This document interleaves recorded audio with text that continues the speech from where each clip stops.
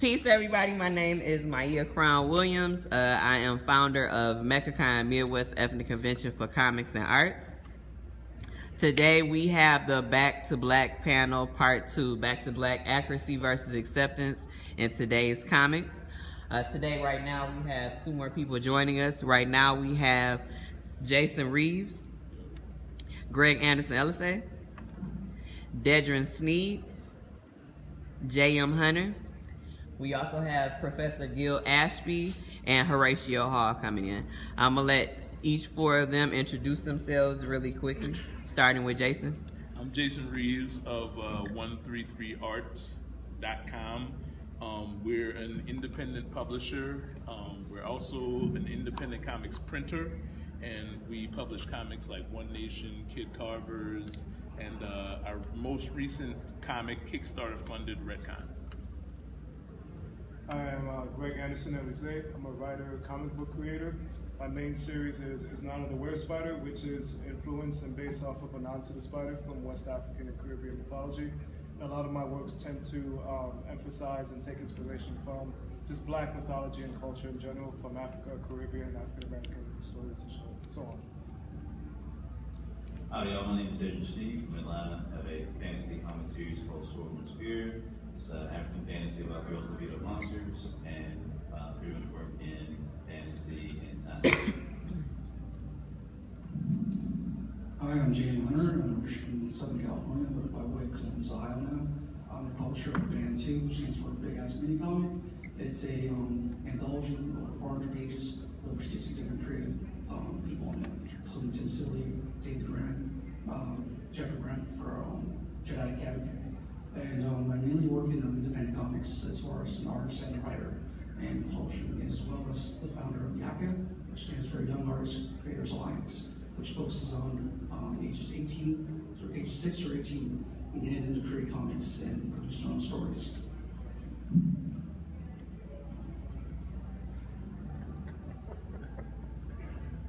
Hi. Hi.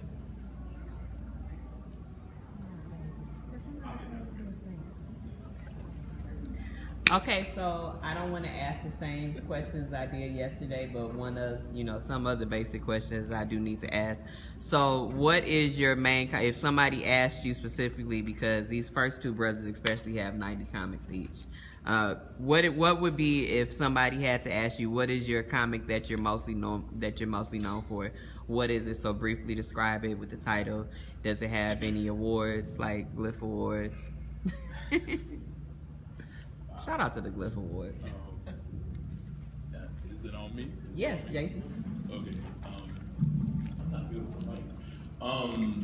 I guess I don't have one main. I have 2 mains. One Nation and Kid Carvers. Kid Carvers is like an all-ages title.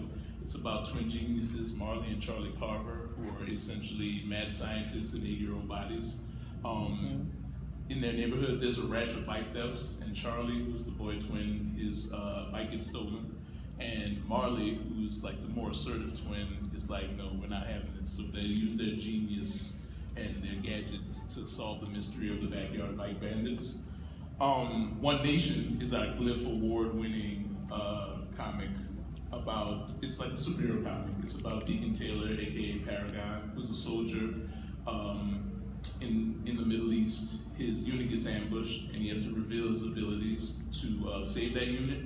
And it sort of starts the domino effect of his world, which previously had no superheroes. He becomes the most famous person on Earth because visibly he's the only superhero. He comes to find out though that there are factions, including the US government. Everybody wants a piece of him, and there are factions that want to use his abilities for their own gains. So I guess that's what I would be famous for.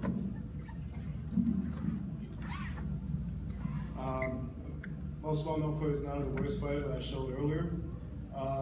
As I said, it's based off of Anansi the Spider, and my character is his son. It's the 2 of them trying to work together to stop these creatures from causing chaos, while trying not to drive each other crazy at the same time.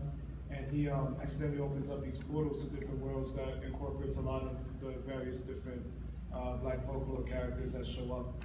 And Crown is trying to put me on the spot. So last night I won 2 Glyph Awards for Volume 2 of the series.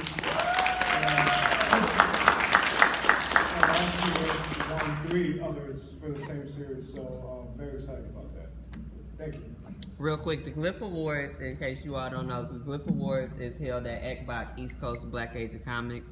It's one of the oldest black comic cons in the United States. It's definitely one of the largest, and it's in Philly. And the Glyph Awards is basically like the Black Eisner, so it's like actually like a super big deal. But go ahead. So as Snead here with Sorghum Spirit. So I'm really just getting started as I have just one book, and Sorghum Spirit again is a fantasy series set in a world where there's only women, and there's women fighting against an army of monsters. And so we talk about the last generation of girls that are trying to grow up in this fantasy world, but also trying to protect it. So we focus a lot on African and what we call diaspora history. So looking at the influence of Africa to Latin America, to Asia, and the Black experience from the diaspora of Africa to the Americas. And from there also looking at women kind of juxtaposed against both the ways that they can be heroes and the ways that they can make their own choices. So with that, we have a lot of open, we call it the sandbox, as far as the way that the storyline goes. We basically follow 4 young girls as they fight a bunch of monsters and learn how to beat them up. So to that end, I'm not cool enough for a book just yet, but my mom wrote the book, so I mean that's a start. It has some nominations in there, but we'll be okay, we'll pick one day. But right now that's my main book. And do you have any celebrities attached to Sorghum and Spirits, you know, because they might have known who they are? Oh yes, ma'am. So with that, I've had some opportunities to work for Sorghum and Spirit via animation. If you're familiar with Black Panther, it's very similar to that. We're executive produced by Michelle Nichols from the original Star Trek.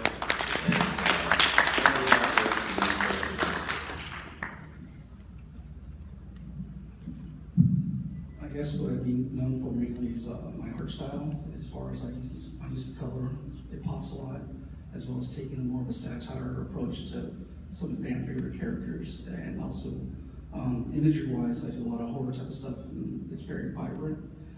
As far as the current buzz would be, the Dad Bod Chronicles. That's my comic. It's kind of like a semi-autobiographical comic about a dad bod artist, trying to balance family and is working as an artist, as well as 3 children and a wife that just sometimes frowns at the way he acts. So. And this is Gil Ashby, everyone. Professor Gil Ashby of CCS, and also a severely known comic creator from back in the day. Ms. Brown has What up, though? accommodated me. I was supposed to be in the panel yesterday. My duties and responsibilities shifted me, so here I am with these distinguished gents. You can tell them real quick who you are and what you Okay, do. my name is Gil Ashby. I've been in this game for about 40 years. I'm an educator. I started the illustration program at the College for Creative Studies. I started teaching at the School of Visual Arts in New York. That in about the early 90s, I was the first wave of graphic novel artists. Several of my former students are here that are pretty successful. I'm committed to keeping it going. And the comic genre is amazing, and connection to Afrofuturism and the stories that we can tell that take us back and forth in time are incredible and amazing opportunities. So I'm honored to share the panel with these fine young artists. Okay. So one of the questions I asked yesterday, this will be the last one repeat, really quickly, because I have some long-winded brothers on my panel today, so I got, we like to talk. What got you into comics, or what was the reason that made you actually choose to be independent comic creators? Me? Yeah, quick. Jason, you always first. Okay. What made me choose to be an independent comic creator? Mm-hmm. Or if you are you were a mainstream, like what made you choose to get into the comic community? I've always loved comics ever since I was like a little kid. So, and I've been drawing since I was like 4 years old. But what made me become indie was just you know, again, it was like there's a hole in the industry where there's not a lot of us, a lot of black folks, a lot of black men, a lot of black women, people in general, that are heroes, you know, that are protagonists. So when I created One Nation, which is the first book I created, I wanted to create a black protagonist that felt like me, you know, somebody that maybe ran the streets that I ran, and also felt the need to, you know, save his community, help the world, you know, fly around and save black people. You know, one of the biggest things was like, yo, these dudes are, you know, Captain America is saving the world or whatever, but I never see him saving people that look like me necessarily. You know, he's not dealing with our issues, so I wanted to create heroes that do that, and that's kind of what, you know, the sort of dirge of that is what inspired me to create characters that look like me, and now it's become sort of my mission statement. Like 133R's mission statement is to put us at the forefront. We're the heroes, we're the protagonists, we're the gods. You know, whatever mystical, shiny, celestial, good, proper, it's always going to be black people when it comes to 133R. So that's, you know, that's where I'm at with it. So this equals still my answer. Actually, I grew up, I've always been into fantasy, sci-fi, mythology. I grew up on Greek mythology. Hercules and Xena was like my obsession growing up, and Clash of the Titans. And, you know, getting into stuff like X-Men, Batman, Power Rangers, I just thought that was dope. That was all I wanted to like know about. And even though now I mostly just focus on writing, I was also drawing almost every single day. That was literally my passion. When I discovered comics, it was like, I want to make comic books, that's it. But one of the things I realized as I was getting older, it was very similar. I was used to, if black people were represented in any way, it would usually be like side characters or the guest star. And yeah, or the driver, you know, who had some wisdom to tell, and that was the only thing he was good for. But after a while, I was just like, I want to see us as the main characters versus being the other character, the supporting cast member who guest stars every now and then. And so that's just been also like one of my mission statements. You know, every time I write, to the point where I don't really see it as a mission statement. It just feels normal for me. You know, I want to normalize people of color as the leads. You know, it's like we don't keep having to be the side character. You know, so that's pretty much what I try to stand for. That's what inspired me originally, was just fantasy stories and just wanting to see us as the center of the fantasy stories. And so both these guys stole my answer. But to that end, I grew up in Waterdeep. That's Forgotten Realms for those who are not initiated with Dungeons and Dragons. So I started on a Dash Winnie, Never Look Back, and really with that, just being able to pick up the fantasy and the fantastic, kind of folklore, history, and legend. I always liked that. So comics was an easy gateway drug from that standpoint. So as I used to write these modules and design these games, I have a background in game design. Kind of for the early also used to do some video games. But to that end, I just kind of realized I was only designing games with the people that I saw, and kind of questioned like why that was. And it's just simply because there wasn't a lot of projects and products that kind of looked like me and kind of had that type of representation. So I was all in. There was no way I was going to give this stuff up. But I was trying to figure out why couldn't I be the hero of that story, or why couldn't my sister be the heroine of that story? So once I started drawing comics and started writing a little bit more professionally, I figured, you know, where's the invitation for me and the things that I'm really passionate about? And so that was a chance for Sorghum Spirit to kind of get out of my comfort zone and kind of invite others to kind of play the same sandbox. So looking at science fiction and fantasy, which is just, you know, what I love the most, and kind of creating Sorghum Spirit like a stepping stone to invite others to embrace us, kind of to normalize the way that we all are. Short answer, JM. Short answer. I'm messing with him. So, yeah, I'll try and speak from the diaphragm because it was a little scratchy. But basically, a third generation comic fan, Marvel, DC, Incredible Hulk, Spider-Man TV shows, you know, raised on that. But let's just fast forward to the indie comics. Indie comics, I saw Jim Hood do Generation X Underground special, And it was such a use of stark black and white that I fell in love with black and white comics. So Oni Press and all those type of publishers were really just coming up with all these black and white comics. And then I discovered mini comics. And the fact that you can take 3 staples, copy paper, and a Xerox machine and tell any story that you want to tell, like, just fascinated me. To the point where a full circle I've come back around to now promoting mini comics and trying to get everyone telling their story. So each and every one of you probably has a story to tell. There's no reason why you can't tell that, especially in that format. So that's kind of like my current passion. Look at you, JM, with the short answer. I might be on my 3rd act. But when I initially began illustrating, it was the same mission. I was determined to make images of powerful African Americans, so it started off as a historical piece. So I did book covers and such. And I mentioned earlier, I was in that first wave of graphic novel artists, right? Because the industry started hiring illustrators to do work. So I never worked with an independent company because I worked with the larger companies and found work through that phase in my life, before I got deep into teaching. But it's cycling around now because the teaching part maybe until me finished with school. But the companies that I'm working with are the independents. So I have books coming forward with Cedar Press, and I'm working with this guy that has a company here in Michigan. It's called Cotton Top. And I'm going to be doing covers for a series that's coming forward.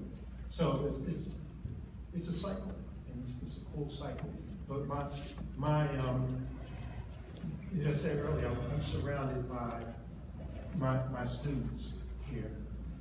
All they do, and the beauty is that the thing that I've been able to experience is what I pass on to them. Because one of the things I say to all my students is the greatest power that you have is your story. And so wherever it gets daylight is where it comes from. So. Hey, everybody, joining us is Horacio Hall. Horacio Hall is also a comic creator, and I'm gonna let him tell you all about all that him and his business partners are doing, because it's absolutely profound, which is why I wanted him to be the younger representation on our panel. So, like you said, I'm Horacio Hall. I'm a comic book artist, as well as a designer for Kazology Technology downtown Detroit. And Kazology is what? Is a technology firm. We create blockchain applications, apps and mobile apps and websites and stuff like that, right? So comic book wise, I worked with Noir Caesar. I was the creator of Stratum 21. Currently, I'm working on a new series called Teeth the Thief. And we're also working on a platform right now that's going to sort of revolutionize how animators get paid to sort of help save the 2D animation space, 2D and 3D in a sense, but mainly 2D, because a lot of 2D animators are like getting underpaid. So we sort of, I don't know if I can talk about it right now. You can, because you got time. Okay, cool. Yeah, so we sort of came up with an idea where we're sort of making a cross between Twitch and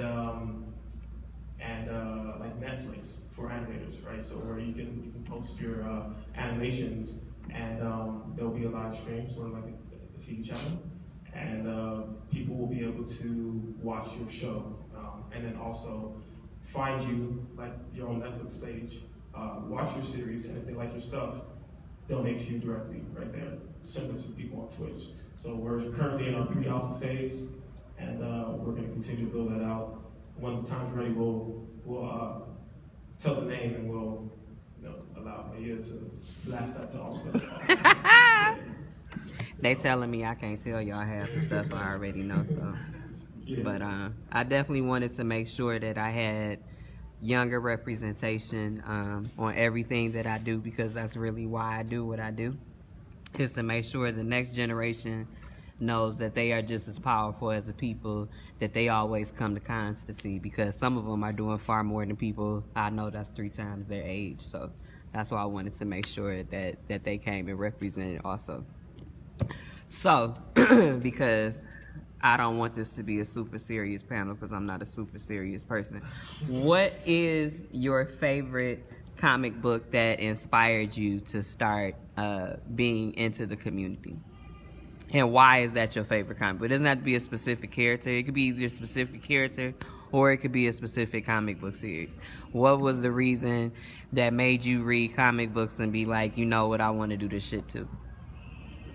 Is it kids in here? Because I cuss a lot, y'all. Okay, so let me wash my mouth. This is for everybody, or is this, am I starting right here? Yeah, you start. Go ahead, Horacio. For me, it was a combination of my brothers and Dragon Ball Z. You know, waking up every was it Saturdays? Used to come on Saturdays and sitting on the couch, and they would turn on Dragon Ball Z, and we would all sit there, you know, yelling at the TV, powering up, and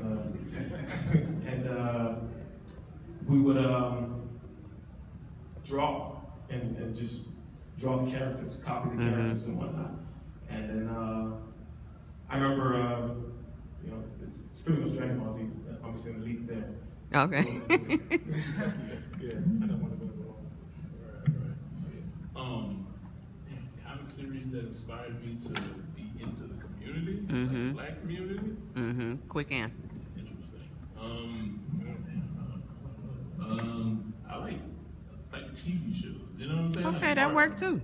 stuff like that. Living Single. Those things kind of pulled me out of just watching, you know, white people stuff. You know, like you know, standard Friends, mainstream, Cheers. You know, like right, all of this stuff. The shows that don't have any representation right? of us on it. Right. We get Martin comes on TV. Right. He feels like you. You know what I'm saying? So that's like Bad Boys, the movie. Like that's like okay, two strong young black cats can do it. You know, just like Miami Vice and Crockett and whoever does it. That's what inspires me to like move out. Like I hadn't seen that in comics, you know, and you know, Luke Cage just wasn't enough for me. Ooh. Like, I wasn't feeling that. too many stereotypes. Oh. A, Go ahead, Greg. what is it called? A buck. Anyway. Can't forget about Static Shock. Damn chains. So yeah, Martin and Will, man, that's who inspired me. Okay. What I do, you know. So disclaimer, do not ever ask him his opinion on Luke Cage. He will go on a rant about Luke Cage. As I. Excellent Luke Cage. Please, do not. I beg you, not. As for comics in the black community, one of the first black superheroes that really stood out to me so much when I was younger was actually Bishop from X-Men. Because I remember just being shocked. I was like, I've never seen like a black male superhero. I knew Storm, and Storm, everyone loves Storm. Kicks ass, you know, the 90s series. And you know, she stole how dramatic she was. It was like, come on, she's so dope. But when I saw Bishop was like the first time, I was like, wait, there's like dudes who were like black dudes who were superheroes too. And he was one of those guest stars, you know, but he made his like spot known. Like, I'm a badass and I will kick your ass. The Jerry girl. I was filming with Jerry Girl. But then, you know, got into like Spawn, that stood out to me, and I love the whole like incorporating religion into like this horror type of thing. And while I was getting into that, I couldn't quite get into like Marvel DC's black characters. Even though now I'm obsessed with like Dr. Voodoo. When I first saw him, I was like, what the fuck is this shit? You know, being from like a Haitian background, I thought that was like, okay, why would they do this to one Haitian character? And I thought Black Panther also just seemed awful. Until, just wait, wait, I'm jumping the gun. Don't attack me. No, but, you know, at first glance you see Black Panther, and the time they were trying to write it just wasn't really working until Christopher Priest started writing it. And from there I had people telling me, dude, you gotta read this. And I was just thinking it's Black Panther, but you know, until one day I read like the first volume of it that Christopher Priest wrote, and I was like, holy shit, like my mind blew. Finally, you know, feels like somebody. It felt like a black person is finally writing Black Panther. Right. You gave him actual like to the point where you had all these various black people that was looking up to Black Panther. It was like a type of thing that we weren't used to seeing at all. And I thought it was like pretty dope, and that inspired me so much to see just the power of seeing a black characters written by black people. You know, and I think there's like a type of authenticity to it that we miss out on when, for example, well, I'm just gonna go on the tangent, so I'm just Right, right. But we know authenticity. It helps having someone with that background help influence the development and the stories of these particular characters it's supposed to represent. And so, my big thing was always like fantasy, and again, I'm sure it's several things, but I can remember like the cereal bowl generation, like, you know, I used to get up on Saturday morning, like from 7 to 2 o'clock, you used to watch cartoons and eat cereal, and run outside and play on your bike. But there was this cartoon on CBS that was Dungeons and Dragons. And I remember there was this character, Diana, was a black lady that had a staff. You know, she was an acrobat. And I just remember, you know, like she actually had words to say in the show. And like, and it was a short run show, but like I was absolutely obsessed with Dungeons and Dragons at that time. So that was one I was like, you know what, I started noticing, I remember as a kid, that was the first time I kind of noticed, okay, there's a black character that doesn't have like a catchphrase, and then you don't hear anything else. More specifically to the question, I'm from North Carolina, and when I went to college, there was this book called Purge by Roosevelt Pitt, and it's an amazing science fiction book. But I remember going to my local comic shop, because wherever I go, the first place I go in a new city is the local comic shop. And I remember there was this big cardboard cutout beside War Machine, which had just came out with his first book, and Purge, which was a local out of Winston-Salem, North Carolina. And so the first time I went to a college at NC State, there was these two big life-size cardboard cutouts of two black characters. And then I bought that War Machine like on site. Like it had like a little light when you walk by it, pretend like a shot of laser at you. I bought that, and then eat for like a week. And then more contemporarily, like specifically Sorghum and Spear, there's an author, Milton J. Davis out of Atlanta. He has a book called Woman of the Woods, and he has a cover by Anthony Piper. Now I remember, again, the first time I was in Atlanta, I went straight to a comic book shop named Challenges, and it just so happened they were having a comic book convention. And he was like maybe the second or third person I met. And I remember reading that book, and like I literally couldn't sleep that night. I sat down and I was dragging out all my old Dungeons and Dragons modules, and I was like, yeah, I got something that's kind of like that. Let me write this, let me call my friend, and that's really when Sorghum and Spear like became a book. If you all heard of Trill League, because it's really known, Yeah, Anthony yeah. Piper is over Trill League. He's the Yeah. creator of Trill League. Yeah. So I'd say at a glance, maybe back in the late 90s, early 2000s, Blockheads, the Mad Twins. Yes. You know, so Mike that and Mark really Davis. inspired me. And then films like Belly, you know, Hype Williams' Belly. And DMX is like my favorite rapper, so I mean, but I like the storytelling that was there. And it wasn't about superheroes so much. I was like, okay, these could work as comics. And then more recently, it was like doing shows like Sorghum, Mecca. In Ohio. So, and there's all kinds of genres, all kinds of stories told with, you know, more of an African American or Black focus. So, yeah, that's kind of like just opened the doors for me. So now it's kind of where I want to work. I was exposed to comics really early. My uncle was a comic book fan, a geek, when society was like shunning comic book artists. So I paid attention to them. But the competition for comics when I was a kid was TV, right? So Astro Boy, Gigantor, right? And I just realized while sitting here listening to my colleagues, was they were not the stereotype heroes because they came from a different culture, right? So the next level, because I was part of the beginning of the serial crew, right? We got up at 6:30 and started watching cartoons. So when the Japanese cartoons came on, the anime, it wasn't called anime at that time, at least in our culture. It was fascinating. Eighth Man, right? Yes. You know, but then an amazing thing happened in about 1973 or so. Gordon Parks made this movie called Shack. And it was the first time you ever saw a bad mother Shut your mouth. Say something about And that started changing the game. I was also a kid in the 60s when the riots were going on and Marvin Gaye, right? So that is really my backdrop. So now I can say, when I looked at the Hulk and the Beast and the Thing, because they didn't look like the power structure, right? And I'm a militant, but I'm also a humanist, right? So, but we're just talking about the characters and types. So they were non-white, but I dug Superman, and my favorite comic book hero was probably Doctor Strange.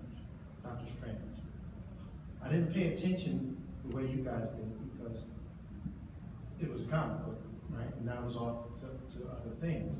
But anybody that had a power that took me into my imagination, that didn't look like the powers that be, took me into my imagination.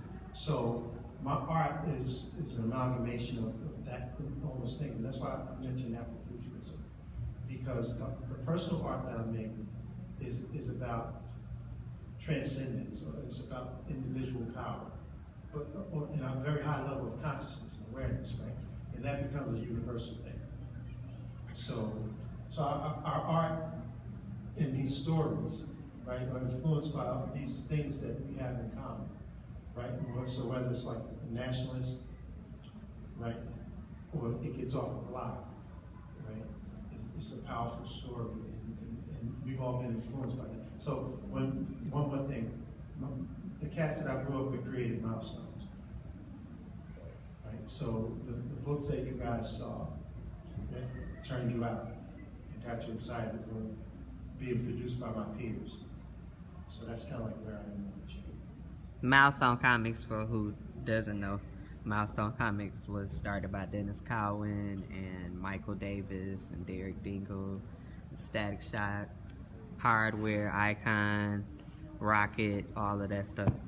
One of our creators in the MECCAcon section downstairs, he's also one of the past illustrators for Hardware, and Gil Ashby has done work with them, a lot of people.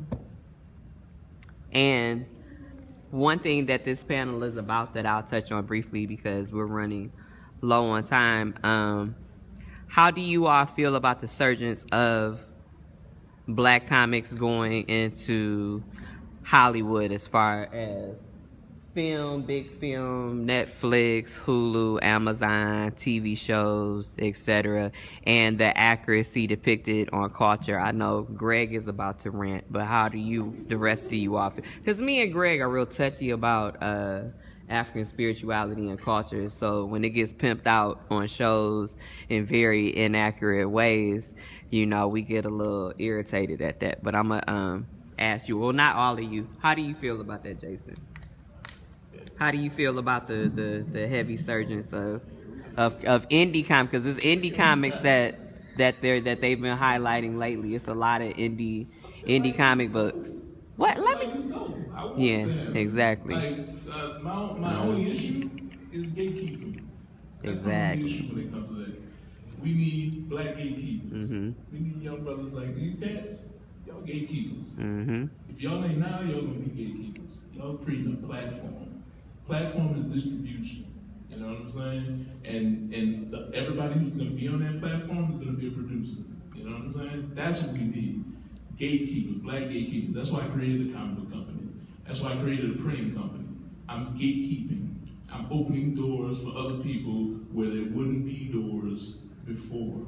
I'm gonna do that, and more people need to do that. And the more we have Black gatekeepers, the more the Black gatekeepers we understand the Black experience, the Black youth, the Black older folks, and all that. Like, we understand what we're putting into these IPs. We'll release them into the stratosphere, and then y'all can spend money on them, and it'll be a wonderful system.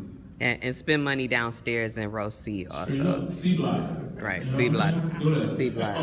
The C block. that's, Yeah. Don't just come and look. I am not concerned with us getting out there. That's important. But I'm concerned with when you don't have Black gatekeepers, when you don't have gatekeepers of color, then our stuff gets dissolved through that system. It's like a what do you call it, a filter. Mm-hmm. We don't need that filter. We have good creative ideas. We are gods. We are monsters. We are kings. We are queens. That's right. And we need to let all those ideas flow. So the more you support the black gatekeepers. That's right. And that's gonna make us big.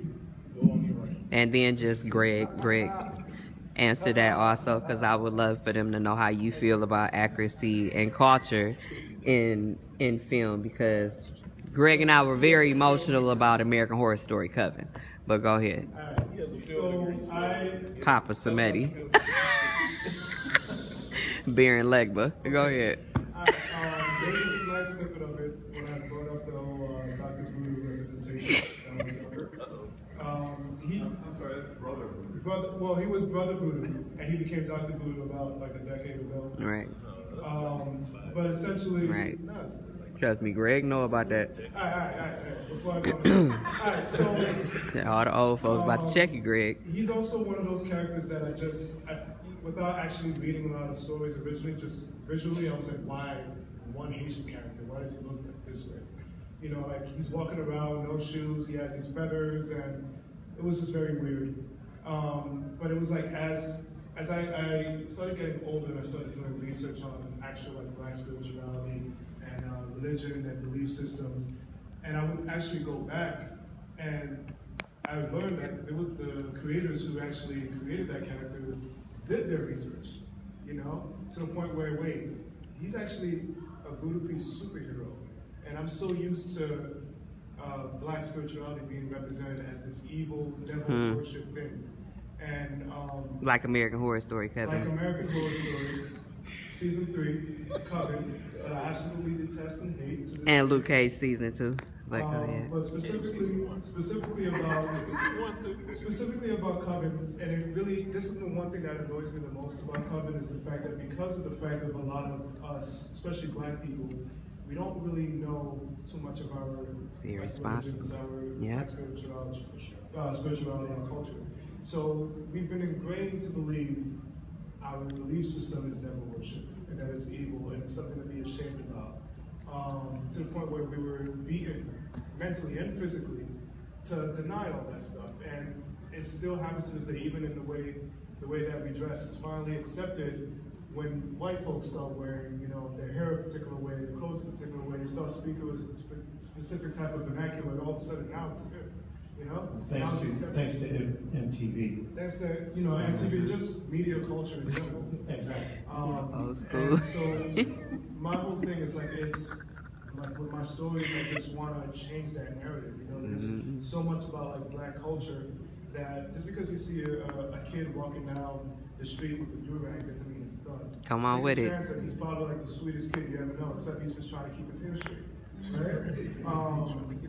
You know, and even though I'm not too huge on you know, kids sagging their pants and everything like that, but given that I teach, that's the youth that I know. Once you start talking to them, they're the brightest kids in the world. It's just that, you know, it's just a trend. And of course the media has you led to believe this is bad representation of black people. You know, and they're dangerous, they're this and that. Hoodies, oh my God, let's ban hoodies because we can't have kids, black kids, rocking hoodies. You know, and so it's just, the form of that goes right back to belief systems that we have. You know, and so that's the thing I have with shows like American Horror Story, when they're constantly showcasing horror films. I don't mind horror, I love horror, but I'm tired of voodoo being seen as the source of the horror we should be afraid of. So I'm always open to seeing different representation of black spirituality in these stories to showcase we're more than just the exotic people you should be afraid of. One last question. Really fast. Go ahead, Gil. It's just, that was my point about the story. Because we have an opportunity now that we didn't have 30, 40 years ago. It's education. Right? So your position and the power that you bring from your culture as a Caribbean, right? And what I bring as a son of a migrant from the South, right? Who grew up in the urban jungle, but got an education and can think, and can write, and can draw, right? The opportunity that I have is to change the page, to turn the page. That's what we all have. So I love to be true to thy known self. We're out here in this world, and I also think that we become ambassadors. Because I was the chair of an illustration program at the college of Rock and Science. I had to cater to everybody. But I could pull a young brother or sister over to the side and say something in vernacular to get to them. But I also had to show love to all my students. And it didn't take anything away from my blackness, my shiny blackness. Dedren, how do you feel? Well, I'm asking Dedren because Dedren's book is completely centered on women of the African diaspora. How do you feel about the representation of Black Asiatic women inside comic books? How every time if it's a dark-skinned woman, she has to have an afro with her fist up and has to wear red, black, and green. If she's a light-skinned woman, she has to be light-skinned, super half-naked. Women who, they're like half-naked, but they're supposed to be warriors, and like you can't win a battle with half the outfits that a lot of people out here drawing, and it's not logical. How do you feel about that, Dedren? Because your book definitely is not like that. And they still sexy, but they sexy in a respectful way, so. Well, I think part of that is the people that you want to see represented. You have to have them as a voice and as representation on both sides of the creative process, both on and off the page. So I think to that point, Greg said, is doing the research, but not just doing the research on a piece of paper or through a book. You have to go out and try to seek those type of relationships, both personally and professionally with those type of people. I think that's just the way that all of us want to be treated. We don't want to be looked at as, that we fit a particular mold, stereotype, or trend. We are all authentic people. And then looking specifically at Sorghum and Spear, because we're looking at, Africa. I mean, that's a wellspring of all civilization and all humanity. So, I mean, it's a charge to say that, we can make up anything and probably hit some point that something's right. But I think the point of authenticity is looking to put women creators as partners, not as just points of reference or something that you're looking at as the model that you draw from, but something that you see as a point of support. So I think we've been very privileged to have, a lot of talent, not only just from the art side, but also the research side of trying to do that and making sure that those relationships are altruistic, that we want to work with women and have women represented because that's the right thing to do, not because we want to sell a book, not because we want to check off a box of quote-unquote Come on with it. But we want to see women, particularly women of color, successful at all costs. How do you feel about that, Horacio, since you're like the newer generation? How do you feel your responsibility for the new generation is to encourage people to respect women? Because that's important to me. Yeah, I mean, I have sisters myself, so, I always feel like, I want to make sure that they're protected and that they're respected by either their partners, boyfriends or whatever. So I think that, in general, women just need to be portrayed in better light, because even Wonder Woman, obviously that's a white character, but But she got a sister named Nubia. But go ahead. Like you said, they're wearing pretty much no clothes, but they're warriors. They're a whole warrior race. Like, how do they fight without armor? I've seen anime where you have women in full armor, and it's completely fine. So for me, taking the concepts that I've seen in anime and bringing that to the mainstream American comics with Black characters on it, it's important. To be able to properly dress that woman, yeah. So, keep it short. Okay, well, I want to round up because we definitely are running out of time, but I do want to have a short time for questions and answers if you all have any questions for the creators. I know this room is like super packed, so if you all could line up right here. I'm joking. But if anybody has any questions, please come up and ask. I have a question. Go ahead. Can I just stay here? You sure can. Can you do what you want to I have do? a question. You mentioned Christopher Priest. I used to read Zero when that was out, and I didn't even know Christopher Reeves was black. Until I had to read the book and go find out about who is this guy writing this hitman guy who dresses as a white guy. He a good and brother, all of too. this. So I can understand what you're saying when you find something like that that's out of the mainstream, because you would never expect that kind of story in the mainstream comics. So I agree with you on that. Cool. And I'd love to talk to you about Luke Cage after. Okay. You gotta buy 3 books and he'll answer. But I'm joking. We have a bundle deal Joking. going on. I'm joking. So, yeah. Joking. Anybody else have any questions? Okay. What did y'all think about Black Panther the movie? I'm originally from Chicago, but I lived in a city where there's 26 black people. Oh, wow. So when I went to go see the movie there, They were all there.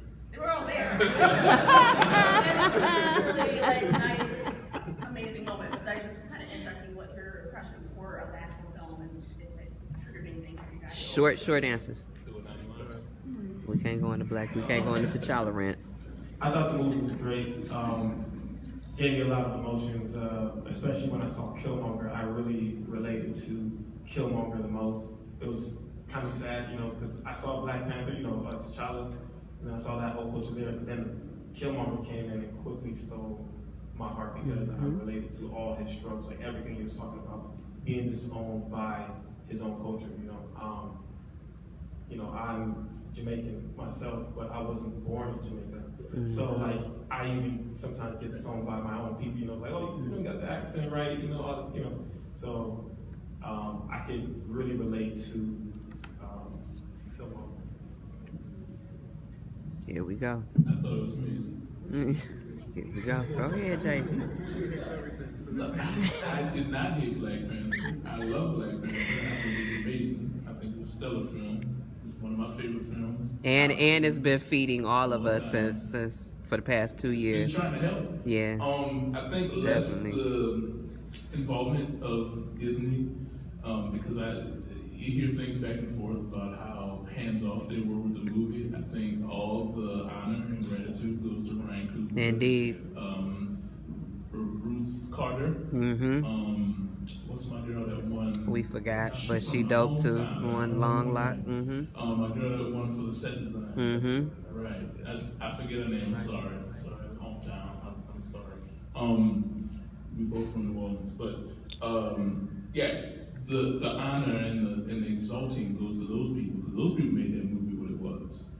Those are black people, and they got, because Disney didn't see the potential of it, they got free reign almost to do what they wanted to do, and they made one of the greatest black films of all time. It's like Bad, Color Purple, Coming to America, you know what I'm saying? Like, this is Literally. the pantheon of Literally. right now. And Ryan Coogler, like what you're saying about Killmonger, that's all Ryan Coogler. For the most part, because he's from Oakland, you know what I'm saying? He infused that into this. So that is what I'm talking about when I say black people should be in charge of it, like Of our own Gil was stories. saying, of their stories. And we need to protect our stories. Now, again, it's a Disney owned, you know, which is such a point of contention for me. But at the same time, you know, people like us, people like this cat right here, he's gonna own his, right? When his comes out, you know, and hopefully y'all make $1 billion just like Black Panther, he's gonna own his. It's gonna be so authentic, you know, and that's what we need. We need gatekeepers, we need producers, we need creators, all black everything.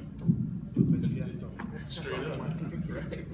I love the movie, definitely, especially being a fan since I was a kid, so seeing certain things actually sort of modernized and also switched around and adapted, I thought was really cool. I think I saw it in theaters like 3 or 4 times, actually. One of my favorite, there's like certain nuanced things that I always try to point out to people. For example, one of the things that stood out was Lupita Nyong'o's character.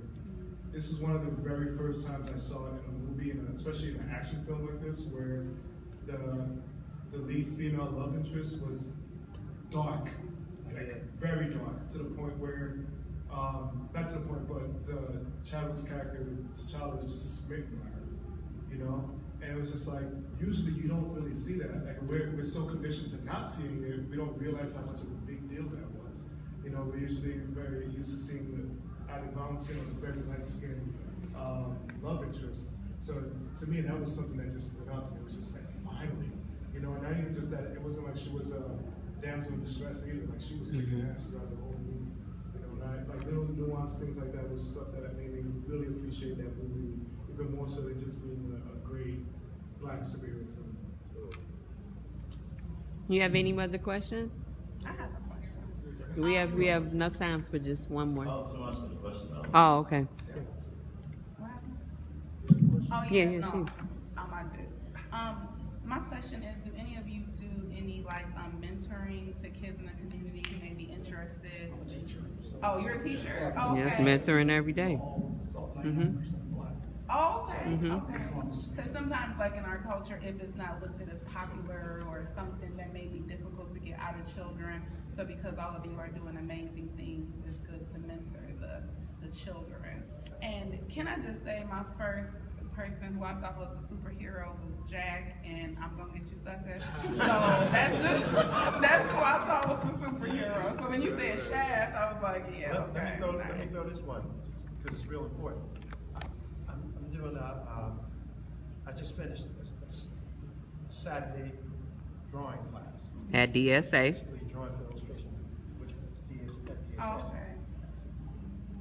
I had about 23 kids, 18 of them were my little brownies, black young ladies, Mm-hmm. middle school, Okay. Mm-hmm. that want to be illustrators. So I'm just saying, Mm-hmm. That's good. it was incredible. And actually, in the illustration department that I teach, the ratio might be something like 65, 70, 30 female to male. Mm-hmm. So, Last question, and please keep the answers brief. Huh? Yeah. You can go ahead. Who else? Because we only have space for one more question. And really small answer. You're not a comic book reader, but my son is. Oh, thank you. Yeah, that's what I was going to say at the end. Thank you. But my son is, and I appreciate y'all are making strong female Mhm. images. What female creators should I be steering him towards? Oh, we got a long list of those. As far as comics goes, Yeah, because that's what he likes. Afua Richardson. Sorry. Afua Richardson, AFUA. Ashley Woods, Ashley Woods. Regine Sawyer, Regine Sawyer. S-A-W-Y-E-R, Who else we got? Aida, Blossom Blair. Yeah. Blossom Blair, Aida. What's Aida's last name? Aida Vela, Aida. Who's that? Aida, you know, yeah. Wait, Ashley, what? Woods, Ashley A. Woods. Well, since we got Micheline Hess, M-I-C-H-E-L-I-N-E, Hess. Since we're mentioning Regine Sawyer, she also runs the Women in Comics. Yeah, he can just go on Women in Comics International and look up Women in Comics International. He'll find a long list, hundreds. She's over a nationally known organization. Everyone go on Instagram Shout out to Regine. right now and look up Blossom Blair art. That is my little sister. And she's out cold, literally. Amazing artist. Yes. And I would see your phones out. Right? Don't get no service. The internet, $20 Girl. Just make a note of it. And reiterating what you said, it's okay to say that you don't read comics. I don't read comics. I buy all of their comics, tell all of them I read it, I give them to my son. Okay? And my son is the reason. My son, stand up, Sean. He got a 4.0 at Michigan State. Stand up, little boy. Stand up. Stand up. 4.0. I don't even know how to spell 4.0. He is the reason why I got into this community as a whole. So, I always tell people that on my interviews all the time, because some people be trying to pull my card like, how you throwing a Comic-Con? You don't even know who Batman is. I barely know who Batman is. I could care less. I know who Brother Man is, though. So that's why I'm doing everything I do. But thank you all so much. I definitely appreciate you all coming, sitting, listening to me talk shit the whole time. So thank y'all. Appreciate y'all so much. And thank you for my family.